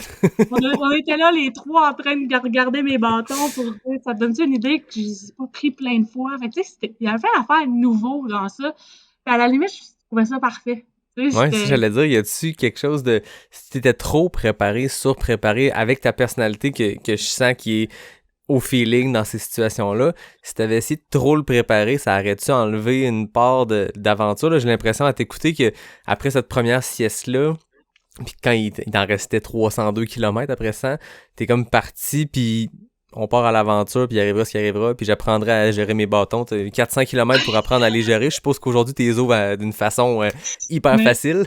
Ben non, je les ai pas refermés, mais c'est pas ça. C'est que j'avais regardé des vidéos, puis là, ils deviennent qui sont comme bons là, avec les poignets, et je suis rendue excellente. Là. Ah ouais. Le petit move de poignet là, des bâtons. J'ai eu le temps de le faire. T'as développé des tricks de bâton, là. Je suis pas encore pas rapide pour les ouvrir, les fermer. Mais non, il aurait pas fallu, puis je suis comme ça, il aurait pas fallu que ce soit rigide, puis même dans n'importe quelle course, tu sais, je regarde à peu près, puis c'est comme, OK, je me pitch, let's go, on y va, là, tu sais, Ouais. Puis il faut que ça soit comme ça, parce que je trouve que quand tu essaies de contrôler, c'est un peu imprévisible tout ce qui va arriver, là. Fait que, puis ça se passera jamais comme tu veux, anyways. Tu sais, j'en ai fait assez, là, que ton plan, là, va te rendre au dernier plan que tu avais prévu, anyways. Fait que je pense que en t'en enlevant ce stress-là, puis d'y aller, bon, ben c'est ça qui arrive, comment je gère ça? C'est beaucoup plus facile mentalement que de faire OK, non, j'étais censée faire ça, puis là, ça marche pas. Puis là, tu stresses, puis là, tu penses que OK, ma course, ça va pas bien. Qu'est-ce que c'est? Là, tu paniques un peu. Moi, je m'enlève tout ça, ça me dérange pas. Et je savais même pas qu'il fallait que je traverse 2 fois une rivière, puis d'enlever mes souliers. Je l'ai découvert quand je suis arrivée. Puis là, j'arrivais, hey, vous m'avez pas dit ça, que sur cette section-là, qu'il fallait que je traverse une petite rivière. Hey, on a oublié de te le dire. Ah, OK, c'est pas grave. Surprise. C'était ça. On appelait ça les sections surprises, puis c'était bien correct, là, tu sais. Ben, c'est ça. Je pense que c'est d'essayer de pas toujours vouloir tout prévoir, fait souvent que ça se passe mieux. Ouais.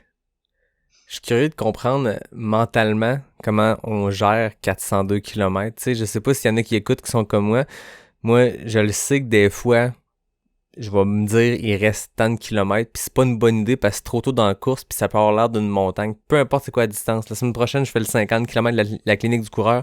Ça se peut qu'après 5, je me dise, crime, 45 à faire, ça va être long, ça va être plate. Tu sais, un moment un peu tu sais, un peu négatif ou peu importe. Ça arrive tout le temps avant une longue course ou pendant une longue sortie, tu te dis, Chris, il en reste beaucoup, puis tu le vois comme une montagne, puis des fois ta montagne c'est 30, c'est 50, c'est 100.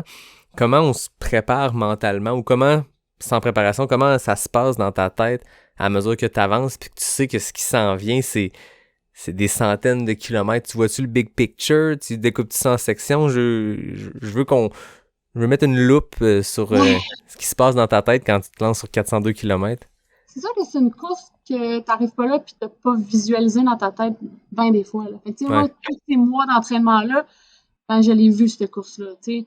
C'est comme si, dans ma tête, j'étais comme, je me suis dit, OK, on est confortable mentalement et physiquement pour ce 400. Finalement, je me suis perdue un peu, c'était quasiment 410, là, pour ce 410 km-là. C'est certain que tu m'aurais dit après 410, je t'en rajoute 30. Puis là, ça aurait été autre chose, tu sais. Ouais. Fait que j'avais pas nécessairement, je regardais pas vraiment, OK, en restant. Tu sais, c'était comme, tu sais, c'est ça. C'est ça qu'il y a à faire. Puis on se rend fin. Tu sais, il y avait pas de. C'est sûr que j'ai eu des moments où que c'était vraiment cool, comme, exemple, quand j'ai dépassé de 43 heures, c'était le plus longtemps que j'avais jamais couru. Quand j'ai dépassé le 280, plus ou moins 89 km, hey, c'est le plus long que j'ai jamais couru. Mais à part de ça, je regardais, tu sais, oui, pour savoir, mettons, quand je me rends au prochain ravito, mais sinon, je faisais pas de décompte à l'envers de combien qu'il en restait ou pas. Parce que, justement, avant, je l'avais vu tellement de fois, cette course-là, que j'étais prête à ça. Ouais. Tu sais, mais c'est ça. Si tu m'aurais demandé d'en faire plus, non. C'est ça. That's it. Ouais. Mais tu sais, c'est des courses très mentales, là, tu sais. Mm-hmm. Fait que, puis ça se développe. Tu sais, souvent, les gens, ils pensent que, tu sais, c'est juste physique, il faut que tu sois vraiment en forme. Non, tu sais, si mentalement, tu es prêt, à la limite, si c'est ça ton aspect le plus fort, tu vas probablement être meilleur que quelqu'un qui est vraiment nul mentalement, mais qui est très en forme, tu sais. Fait que, faut pas négliger là, cette partie de préparation-là. Là. Ouais, puis le bagage aussi d'expérience, de course en course, on finit. C'est tantôt ce que je te disais de moi, mon 50 km, je le vois big, c'était en 2019. À un moment donné, tu te mets à faire d'autres courses, puis là, tu sais que ça sert à rien de compter de même, fait que tu te mets à compter différemment, ou tu te mets à plus compter pendant tout, mais on finit par se connaître aussi nous-mêmes, puis à je sais pas, désamorcer des choses qui se passent, des tricks mentales qu'on sait que, hey, regarde pas ta montre en ce moment parce que tu sais que tu veux juste calculer il en reste combien. Check ta montre si c'est pour voir dans combien de temps le prochain ravito est, si c'est pour voir si tu serais dû pour boire, mais si tu te connais puis tu sais que si tu checkes ta montre, ça va être pour calculer inversement puis tu vas être découragé du chiffre, regarde-la juste pas puis on finit par chacun trouver ces petits trucs, mais comme tu dis, c'est des expériences de vie d'une part, puis en course aussi, tu sais. T'en as fait en masse des événements pour, je suppose, te connaître par cœur puis savoir quoi désamorcer, quoi amorcer, sur quel bouton peser. Tu sais, des fois, il y a ça aussi, on sait sur qu'est-ce qui nous fait du bien. Tantôt, tu parlais de tes enfants qui, dans les longues randonnées, ont le droit à certaines collations. Ça me faisait penser à Marianne qui me disait que à travers son plan nutritionnel un peu plus calculé pour la Western State, elle va prévoir des Oreos puis des chips d'un ravito parce qu'elle sait qu'elle va avoir besoin de ça à un moment, elle va cliquer là-dessus, elle va prendre une chip, puis ça va peut-être y amener quelque chose, un deuxième souffle, puis repartir, tu sais. Mais c'est important. Puis, tu sais, honnêtement, tu sais, je pense qu'il a fait une photo là-dessus, puis c'est drôle, mais c'est vrai, moi, j'adore le fromage. Puis souvent, sur les longues comme ça, je vais manger du fromage, c'est souvent qu'est-ce qui passe le mieux. Tu sais, c'est calorique, c'est gras, je mange pas rien que ça, là. Mais je pense que j'ai passé au travers 2 briques de fromage pendant la course. Ça marchait! Voilà. Tu sais, des fois, qu'est-ce qui marche une fois va peut-être pas marcher une autre fois.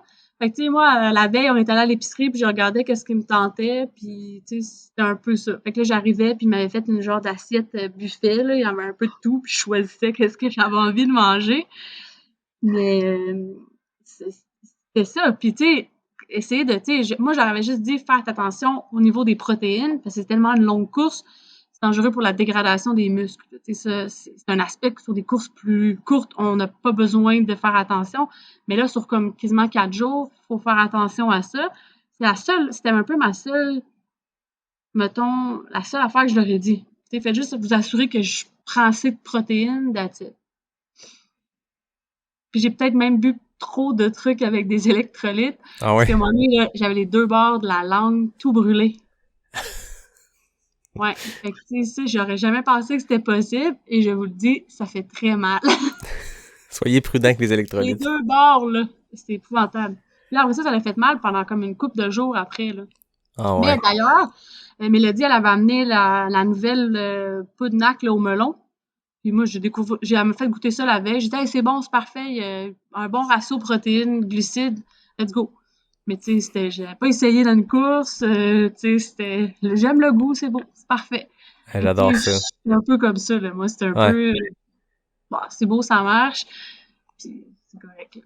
Ouais, mais je suppose aussi que c'est un peu la recette de ton succès, ou en tout cas, tu sais que ça marche pour toi justement d'y N'importe aller quoi. plus au feeling, tu sais, Ouais, de pas trop préparer, exactement. puis why not, hein? Exact. Y a-t-il un moment, tu disais tantôt pas eu de moment très dark, où t'as remis en question, des fois, on remet en question notre vie au grand complet, ou en tout cas notre Exact. inscription à ce Non, j'ai plus course-là, ça. mais tu sais quoi, ça a été quoi le moment le plus dur dans tes 402 km? La dernière section, c'était à peu près un 20 miles à peu près. Puis je pars avec Mélodie.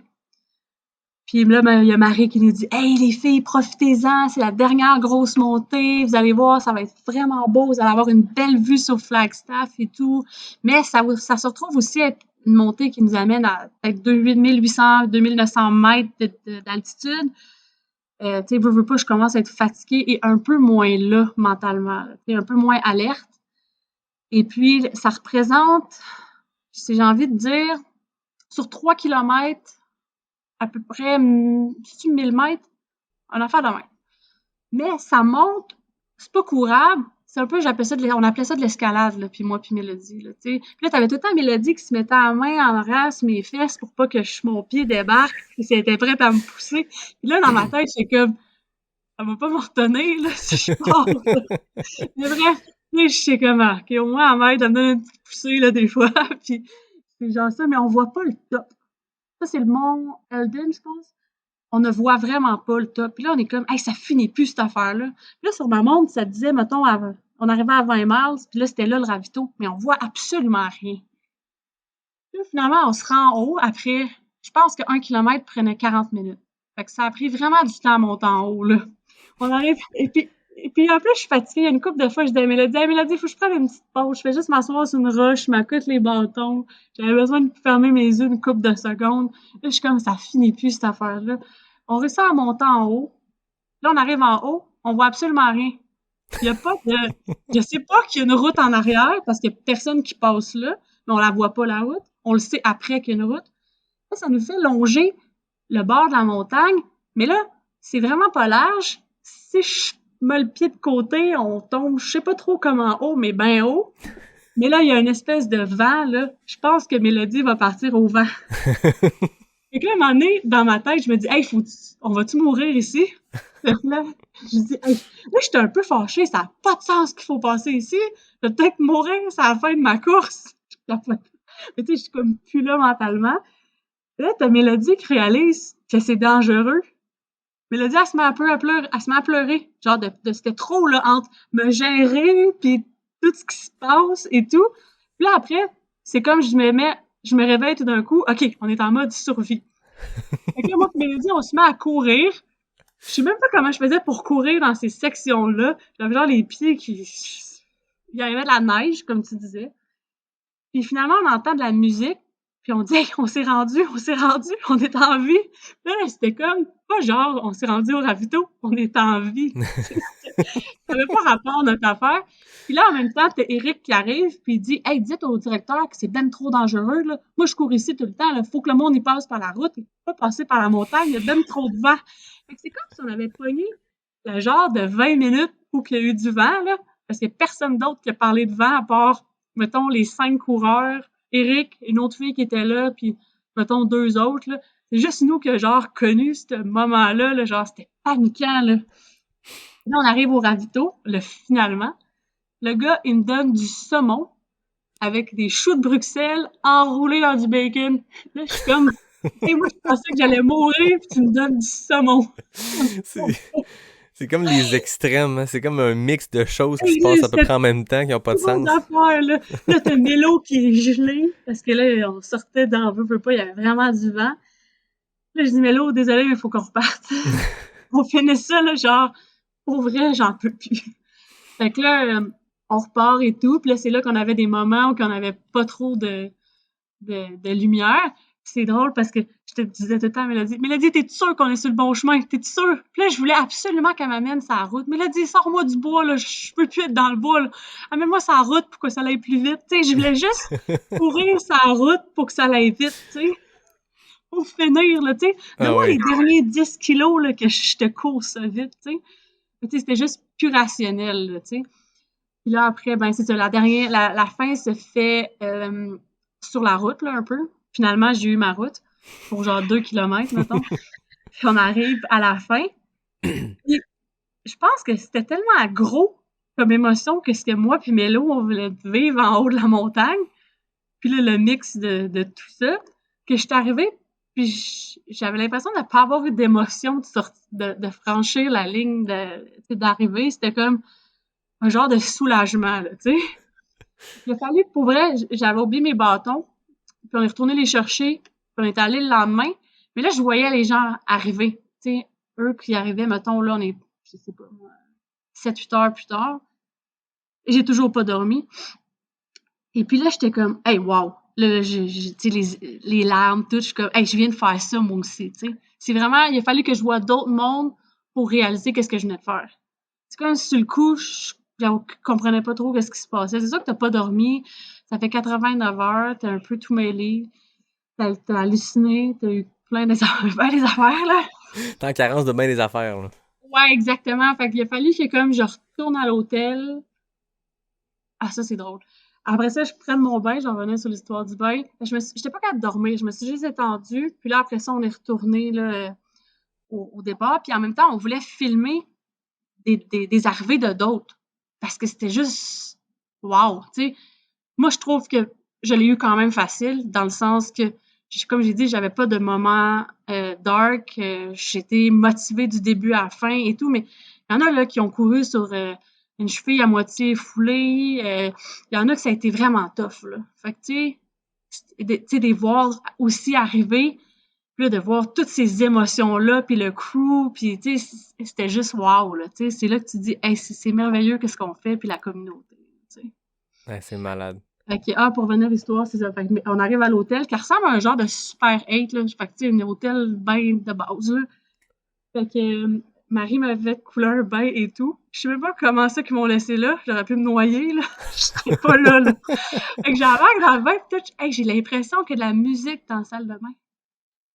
Fait que là, après ça, j'ai dit, Marie, faut que je te le dise, là, mais t'as-tu mis de la, il y avait pas de la, t'as-tu pas mis de musique ou une petite chanson, là, pendant que je prenais mon bain? Moi, j'hallucinais de la musique pendant que Ça n'a pas de sens. puis je trouvais ça tellement drôle. Et, tu sais, c'est ça. Fait que, tu sais, ça fait des beaux souvenirs, comme on dit, ou des belles histoires à raconter. Ouais, c'est ça. Mais là, tu parles de l'hallucination. T'en as-tu eu pendant la course aussi? J'en ai pas eu tant que ça. Je dirais que j'en ai eu plus la fois que j'ai fait la backyard là, de 43 heures. Là, je te dirais que c'est plus des trucs déformés, ou mettons le vent qui devient des bruits d'auto, Mhm. les oiseaux que t'as l'impression que c'est du monde qui parle, là, des genres de trucs de même, là. Moi, qu'est-ce que j'ai pu penser, parce que j'ai peur des serpents, là, je pensais que toutes les branches allaient être des serpents, là. Mais finalement, même pas. Tu sais, c'est vraiment juste des trucs déformés, de la musique dans la Dans le salle bain. de bain.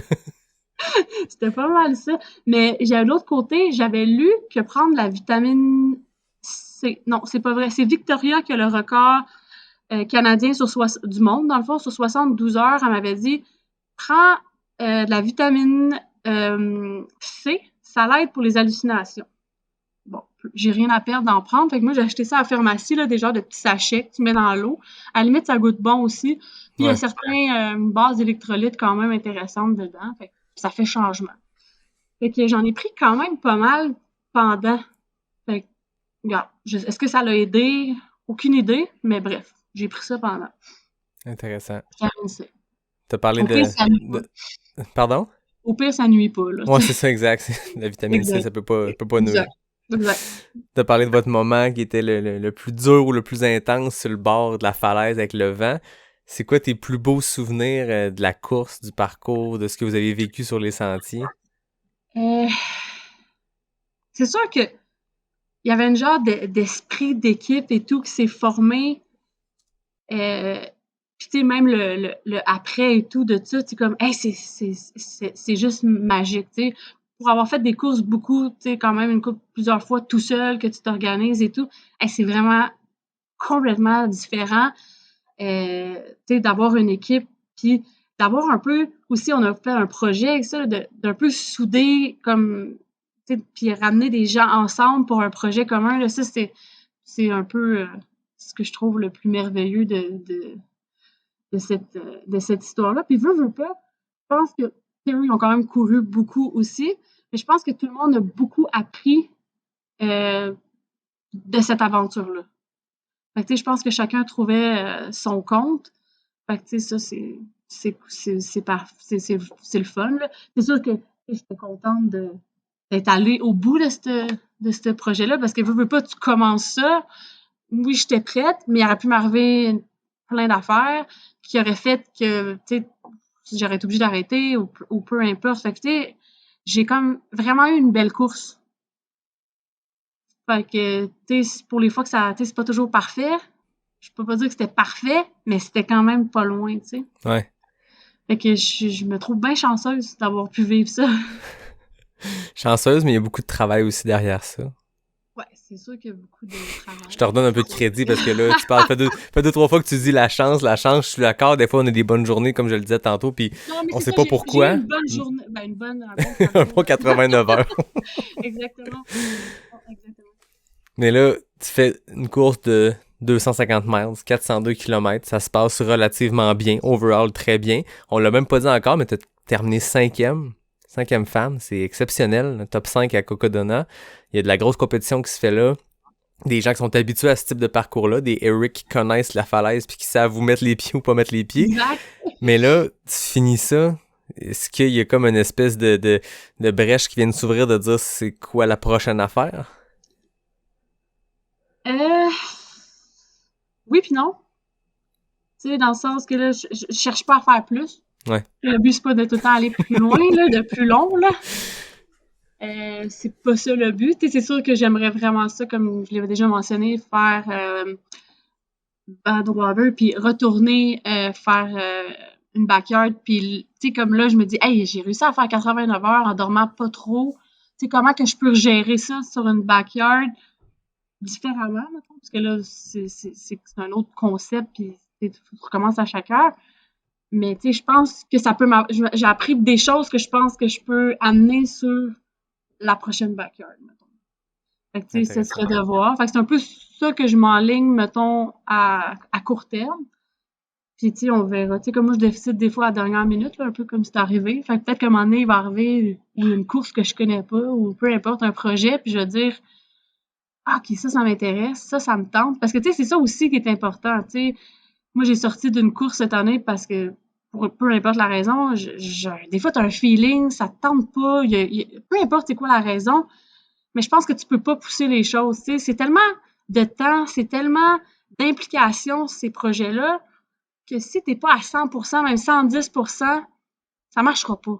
Non. Tu sais, il faut que tu t'arrives là, pis t'aies des étoiles dans les yeux quand t'en parles parce que ça te tente, tu sais. Si tu arrives des fois pis t'es comme « Ah, faut que je fasse ça. » Tu sais, bon, c'est l'heure de la course. Non, tu sais, ça enlève les... Tu sais, après ça, il y a des bonnes chances que ça aille moins bien, mettons. Ouais. Non, c'est ça. Faut se trouver des défis, peu importe ce qu'ils sont, qui quand t'en parles, t'as comme une petite excitation, le fun. Exact. Ouais, parce que ça prend tellement de temps, puis c'est tellement une grosse implication que, tu sais, si au bout de ligne, c'est comme un peu comme, ben, une job, je vais aller le faire, puis ça va être fait. Je vais pouvoir checker. Ben non, tu le fais pas pour les bonnes raisons, tu sais. Ouais. Puis là, avec du recul, tantôt, t'as dit que t'as connu ta réaction émotive à retardement. T'as fini un peu ébahi. Tu venais de vivre en haut de la montagne les émotions fortes. T'as fini sans trop savoir, sans trop comprendre. Ou tu dis que t'étais un peu détaché de ça. 7-8 heures plus tard, tu l'as vécu plus intensément de voir d'autres mondes finir, ça t'a ramené ces émotions-là. Là, 3 semaines après, à peu près environ, c'est quoi ton regard que tu poses sur ce que tu as accompli là-bas en Arizona? C'est comme un peu dur de dire « Hey, j'ai fait ça », puis de l'autre côté « Hey, c'est fini ». Ouais. Tu sais, il y a comme un peu de... Là, c'est hey, j'aimerais s'y retourner, tu sais, c'est comme... C'est un peu un mélange de ça, mais des fois, je réalise pas « Hey, j'ai vraiment fait ça ». Tu sais, parce que là, j'ai comme je disais, j'ai un peu mal au tendon, mais tu sais, faut que je me rappelle que j'ai quand même demandé ça à mon corps, là. Fait que, tu sais, c'est quand même intense, là. Fait que,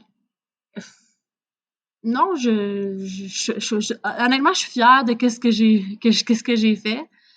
Tu sais, je suis contente. Puis, tu sais, aussi, je suis contente aussi de où qu'on veut amener ça, là, le après de mon Coco Donut. Fait que, tu sais, c'est sûr que ça fait d'autres projets, puis je trouve ça vraiment le fun, là. C'est un sujet sur lequel je voulais t'amener, le Possible Ouais. Attitude, Possible Attitude. C'est un truc que vous avez lancé, je pense que c'est Marie et toi, un peu avant Coco Donut. Puis je voulais que tu m'expliques ce que c'est, parce qu'on te suit encore toi sur les médias sociaux, mais il y a aussi ce compte-là, cette initiative-là qui a propagé ta course, ton expérience là-bas. Parle-moi de ça. Ben, dans le fond, qu'est-ce qu'on voulait, c'est de dire, hey, tant qu'à aller à Coco Donut, moi, un peu, là, la façon que je vois ça, tu sais, à un moment donné, je vais avoir 37 ans cette année. Tu sais, si je peux donner de l'expérience, de l'aspect mental à d'autres, je trouve ça parfait. Motiver d'autres gens et tout. Fait qu'on a dit, hey, comment qu'on pourrait juste, tu sais, juste montrer aux autres que tout est possible. Tu sais, je pense pas que je suis née un athlète. Tu sais, oui, il y a du travail, oui, il y a des années d'expérience, mais c'est possible. Fait que, tu sais, juste démontrer que peu importe c'est quoi ton projet, c'est quoi tu as envie de faire dans la vie, ben, t'es capable, tu sais. Je pense que amener les gens à croire un peu plus en eux-mêmes, puis à se lancer, ben, des fois, les 2 pieds dans le vide, puis il arrivera ce qui arrivera, puis on y va avec le flow. Fait que c'est là qu'on a parti un peu l'idée de faire le vidéo, qui est un peu la base de ça. Mais qu'est-ce qu'on veut faire avec Possible, c'est éventuellement, on veut accompagner d'autres personnes comme un peu comme on a fait. Tu sais, le but, c'est que ce soit pas tout le temps mes courses puis c'est moi en arrière. Tu sais, que ce soit un autre athlète à un moment donné qui nous présente son projet puis nous dit « Hey, moi, là, mon rêve, c'est de faire ça. Ben, j'ai besoin d'aide, je sais pas comment y prendre. Puis, regarde, parfait, on va t'aider puis on va faire un peu qu'est-ce qu'on a fait avec moi, mais pour quelqu'un d'autre. Tu sais. Mm-hmm. Fait que c'est un peu qu'est-ce qu'on veut, tu sais, promouvoir que tout est possible, puis aider d'autres gens à vivre un peu là, ces genres de trucs-là, parce que des fois, les gens n'ont pas la chance ou il leur manque quelque chose pour partir. Fait que c'est un peu ça, possible. Puis de l'autre côté, je voulais pas juste que ça soit à propos de moi. Mm. Tu sais, fait que là, c'est pas mon nom, c'est Mélodie aussi en arrière, c'est Marie, c'est Kevin. La même chose pour le film, tu sais, on fait pas juste me voir, on voit l'équipe, on voit eux leur perception, on voit, tu sais, parce que je veux pas, moi, les moments que je passe, c'est assez cool, tu sais. Fait que, tu sais, il y a quand même eux en arrière qui vivent autre chose. Fait que c'était un peu de montrer tout ça, puis je voulais que ça soit très transparent, tu sais, dans le sens que si j'avais des moments, s'il y en avait eu, là, peu importe, ça me dérangeait pas que c'était montré, tu sais. Fait que c'était un peu ça. Fait que on sait pas exactement où que ça va nous mener, mais tu sais, on espère, c'est ça. Le but, c'est vraiment de promouvoir que tout est possible puis que tout le monde peut rêver grand puis réaliser des grandes choses.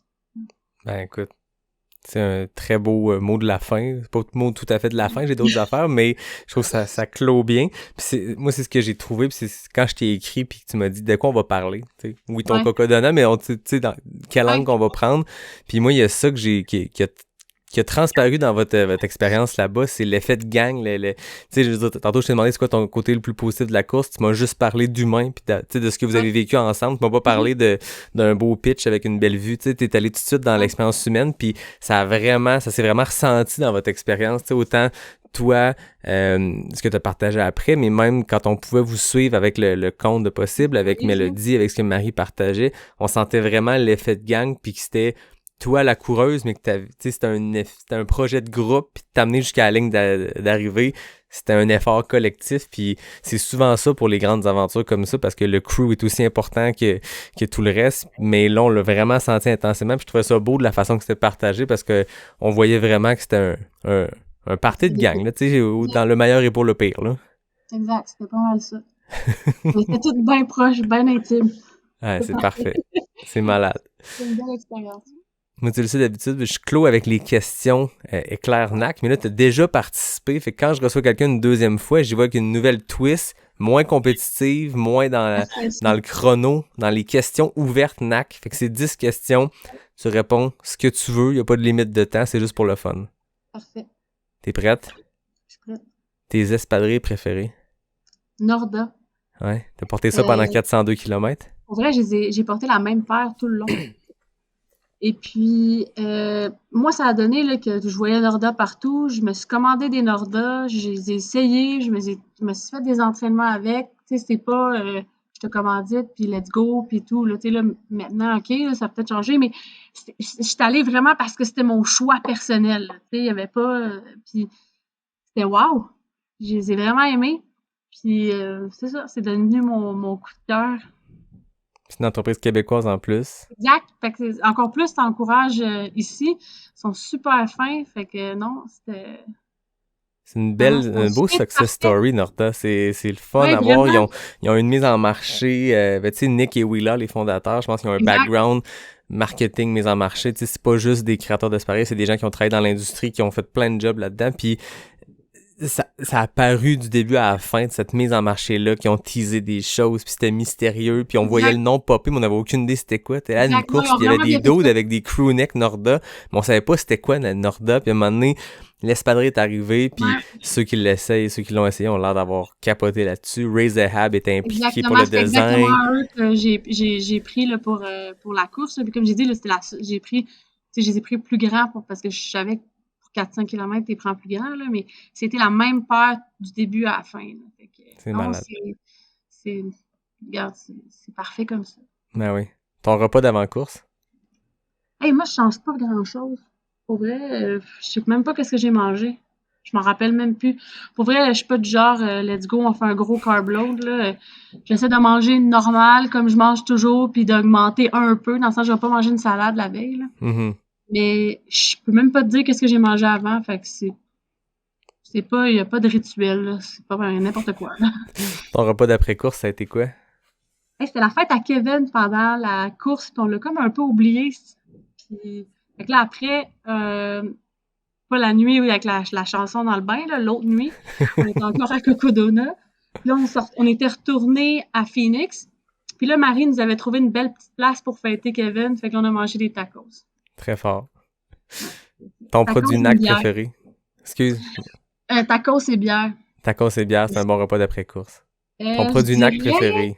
Que pour avoir pris la nouvelle poudre au melon d'eau tout le long, là, je te dirais que c'est rendu ça. Ça a bien marché?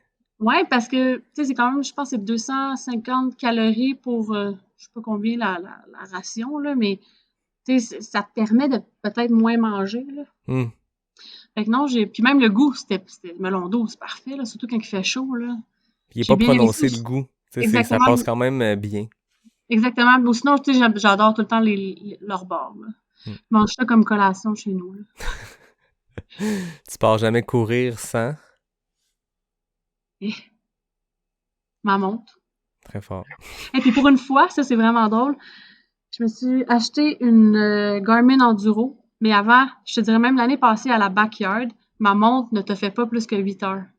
Fait que là, t'avais tout le temps Mélodie ou quelqu'un qui était découragé en train de recharger ma montre à un moment donné. Puis là, j'étais comme, tout était découpé dans mes affaires. Des fois, il manquait des bouts, puis c'était temps que j'aie une montre qui t'offre quand même longtemps. As-tu toffé 89 heures? Je l'ai rechargée une fois, puis après, quand on est monté à Flagstaff, en altitude, elle est comme venue un peu folle. Genre, je sais pas trop qu'est-ce qui est arrivé, puis à un moment donné, il y avait la batterie, puis là, tout d'un coup, elle a fermé. Mais il restait... ma montre, elle s'est rendue à 405, puis je pense que j'ai couru encore un 5 kilos. OK. Presque, mettons. Presque. Avec une petite charge de quand je dormais une fois, là. OK. Ta montagne préférée? Ma montagne préférée? Honnêtement, je suis encore nouvelle entre elles, fait que j'en ai bien à découvrir encore. Mais je te dirais que j'ai fait tous mes trainings pour Cocodona sur le Mont-Royal. Fait que je suis partie, genre, que je connaissais pas les petits coins, à pas mal toutes les connaître pour finalement se rendre compte que finalement, tu peux faire bien du dénivelé ou bien de la trail, là, dans le fond, le mieux que tu peux. Quand même pas si pire dans le coin, là, dans le fond. Ouais. Ou sinon, off-road, tu sais, j'aime Mhm. bien la montagne, en fait. Ton sentier préféré? Mon sentier préféré. Je pense que j'en ai pas encore. Il va falloir que je fasse plus de trails et plus de découvertes de nouveaux sentiers pour en avoir un. Mais je vais t'en revenir. Je vais Parfait. t'en revenir avec ça. C'est un projet pour l'été. Ouais, je vais t'en revenir avec ça. Ton idole de course? Mon idole de course. Je te dirais Courtney pour la personnalité. Mais tu sais, je trouve que ici au Québec, on a aussi beaucoup d'athlètes inspirants aussi, là. Tu sais, Marianne Hogan, tu sais, très simple. Tu sais, y en a, tu sais, je pourrais en nommer d'autres, là, mais tu sais, des fois, t'as pas besoin d'aller chercher super loin pour. Tu sais, puis je pense qu'entre nous, on s'inspire toutes, là. Fait que c'est ça, c'est parfait comme ça. Mais Courtney, pour l'avoir vu, tu sais, 2 fois des courses avec elle, là, c'est la personnalité, là. Ouais, c'est ça. Et Courtney, c'était du genre à la backyard de pas mettre de lampe frontale puis d'y aller avec la lune. Puis elle mettait ses écouteurs, elle chantait. Elle chante crissement mal. Puis elle s'en fout. Tu sais, elle s'en fout. Puis là, elle montre ses nouveaux bas qu'elle a mis parce qu'elle vient de sortir une nouvelle paire pour, je sais pas, pour une coupe de boucles. Puis tu sais, elle est très simple, tu sais. Ouais, elle se prend pas au sérieux. Exactement. Fait que tu sais, ça, je pense que c'est qu'est-ce que je trouve beau, là, Ouais. là-dedans. Ta plus grande fierté? À niveau course? Je te dirais Question ouverte. la traversée de Charlevoix avec les enfants. Ouais. Ouais. Ça reste que c'est un projet familial. Et c'est aussi d'amener d'autres gens à se rendre à Ouais. la fin d'un projet et non juste toi. Tu sais, moi, j'ai un certain contrôle, mais tu sais, t'as pas de contrôle sur les autres. Fait que, tu sais, d'avoir réussi à motiver, parce que ça a été ça aussi, là, tu sais, des enfants, là, c'est pas on avance puis on parle pas, là. C'est une autre game, là. On joue à des jeux, on chante des chansons de camp que j'ai dû me rappeler, que je savais même pas que je me rappelais. Quand t'es enfant, tu comptes les ponts, tu comptes, tu sais, c'est une autre dynamique, là. Fait que, ouais, je dirais que c'est ça, un projet en famille. Dernière question. Je pense qu'on connaît la réponse parce que quand t'en as parlé aujourd'hui, t'en as parlé à l'épisode 10, mais ta course bucket list? Badwater. Ouais. Puis avant, j'avais aussi Big, mais là, je l'ai faite. Mais Ouais. j'aimerais ça la refaire, mais que ça aille mieux. Mais bref, tu sais, on a tellement des belles courses que... Tu sais, Ben, des je te fois, le c'est souhaite, pas le Badwater. Ben oui, ça va marcher. Ah oui. Ben là, il voulait, ce qui avait l'air de manquer, c'était un 100 mètres dans le dernier 13 mois. Je le disais tantôt, tu leur en as donné 2,5 en 4 jours. Là. Je pense que ça va. Ça, je l'ai dit. Hein? C'est Pas je sûr l'ai qu'ils dit. écoutent le podcast, mais si vous écoutez, prenez Stéphanie. Que ce soit en anglais. Ouais. Listen to Stéphanie. Take her. Non, mais en plus, il y a plein de monde qui avait écrit en dessous. Tu sais, il le sait, là. Tu sais. Ah oui. Il m'a écrit personnellement, là. Tu sais, il y a Ouais. beaucoup de gens qui, comme... Un jour. Tu sais, il m'avait aussi dit, tu pourrais venir... Parce que si tu gagnes la course dans Keys, là, Ouais. au mois de mai, t'as un ticket automatique. Mais je suis comme, hey, je veux pas savoir que je vais à Badwater 1 mois et demi avant. Tu sais, Ouais, c'est ça. je veux le savoir au mois de janvier, puis je veux vraiment prendre le temps de vraiment enjoyer le processus pour me rendre jusque-là. Pas être genre, OK, j'ai 6 semaines, je viens de faire une course, je fais un taper, je fais 3 semaines, puis je refais un... Tu sais, non, c'est pas de même que je veux... tu sais, je veux vraiment prendre le processus puis le temps pour m'entraîner, pour me rendre. C'est clair. Ben écoute, moi je te le souhaite. Puis la partie 2 de notre collaboration. Partie 1, ça a été ta course à Kelowna. Partie 2, ça a été Cocodona. Si tu fais Badwater, tu me feras signe. On fera une partie 3. Parfait. C'est un deal. Yes. Avant qu'on se laisse, moi, ça fait quelques épisodes que je laisse traîner des indices en fin d'épisode parce que là, l'épisode 100 et 101 approche puis je les enregistre en vrai devant public au Faux Mouvement Québec. Faux Mouvement qui est partenaire avec Norda d'ailleurs, dont tu parlais plus tôt. Les places sont très, très, très limitées. Fait que les épisodes, les derniers qui vont se rendre jusqu'au 99, jusqu'au 100e, je laisse des indices. Là, on va leur donner un indice. Tantôt, on parlait de tes 43 boucles à la backyard à Kelowna. La première personne qui va m'écrire sur Instagram à la sortie de l'épisode, le total de kilomètres que tu as parcouru cette journée-là, puis exact, là, pas un chiffre arrondi. Le total de kilomètres que tu as fait après 43 boucles de backyard. Première personne qui m'écrit ça en commentaire, pas en commentaire, mais en message privé sur Instagram, tu gagnes 2 places. Fait que bon, faut avoir la bonne réponse, mais il faut aussi être disponible le 12 juin, le dimanche, en après-midi. C'est un 4-7. Fait que voilà, on leur laisse cet indice-là, puis on verra qui remporte. J'ai déjà 2 gagnants dans les 2 derniers épisodes. C'est drôle de voir, ça va vite, ça gâchette. Faut être rapide. Puis là, il y a ceux qui ont manqué leur chance les 2 premières fois. Là, il reste 2 épisodes aujourd'hui, puis le prochain, la semaine prochaine. Fait que je pense qu'il y en a qui vont l'écouter tôt l'épisode pour avoir l'indice. Non, on veut le chiffre exact, là, pas un chiffre arrondi. Oui, c'est ça. À peu près, ça va, là, mais exact, c'est pas si facile. Ouais. Mais en tout cas, merci beaucoup, Stéphanie, Merci d'être à venue toi, une c'est seconde super fois. intéressant. C'est Toujours super. un grand plaisir de te parler. Puis je pense que ton discours, ton approche du sport, ta façon d'en parler, en fait, je suis certain que ça résonne beaucoup auprès des gens. Puis je pense pour ça que t'es quelqu'un qui est très suivi, qui est très, tu sais, je veux dire, je te le disais tantôt, mais c'est pas une joke, là, je veux dire, pendant Cocodona, moi je voyais le monde s'en parler, puis j'avais une sortie de course avec des amis, puis ça parlait de tout ça, puis ça a été 4 jours à te suivre à distance, et je pense que t'avais une moi, gang j'étais de un peu Québécois qui te déconnectée de ça, là. suivaient. Moi, j'étais déconnectée de ça, j'ai même pas... j'ai vu un moment donné, là, à la fin, là, mais tu sais, Non, oui, mais j'avais c'est normal. comme je sais pas comment de notifications, fait que j'étais un peu déconnectée de tout ça aussi, là. Fait que... Mais c'est une bonne chose aussi. Tu veux pas être Ouais. connecté à ça pendant ta course non plus, là. Non, c'est ça. Puis même après, j'ai comme pas pu, tu sais, il y avait tellement d'affaires. Puis des fois, c'était des stories, fait que t'étais plus là, tu sais. Ben, c'est ça. La course est tellement longue que quand tu vois la story, tu la vois plus. Tu sais, quelqu'un t'a identifié, mais tu sais pas ce que c'est. Fait que j'ai même pas vu, là. Fait que des fois, j'étais juste dans des trucs qui n'existaient plus, là. Fait que... Ouais. Mais en tout cas, sache que les gens te suivaient puis les gens t'encourageaient. Ah, ben, puis merci. c'est toujours le fun quand il y a des Québécois, des gens de la communauté qui s'en vont faire des courses à l'international. On dirait surtout hors saison, tu sais, un peu avant le début de la saison de trail ou après. On dirait qu'il y a comme un mouvement. Tu sais, l'année passée, pendant la gang de Québécois qui était à Cape Town avec Marianne, il y avait Jeff, il y avait Mathieu. Puis c'est le fun. Ça démontre toute notre belle communauté. Mais bref, merci beaucoup Stéphanie. C'est toujours un plaisir de Merci à jaser. toi. C'était le fun.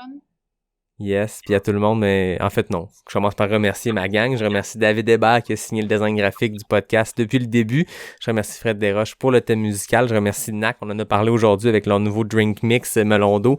C'est eux le partenaire officiel depuis les tout débuts de Pas sorti du bois. Je remercie Boréal, je remercie Capic, puis je remercie surtout les auditeurs fidèles au poste semaine après semaine qui attendent l'indice, qui là vont m'écrire un des chiffres, puis là ça va me briser le cœur si quelqu'un me l'écrit en premier mais que c'est pas le bon chiffre, mais hein, les règles sont les règles. Mais sans blague, merci aux auditeurs qui sont là semaine après semaine, puis à tout le monde, je vous dis à la semaine prochaine pour le 99e épisode de Pas sorti du bois, le podcast 100% trail.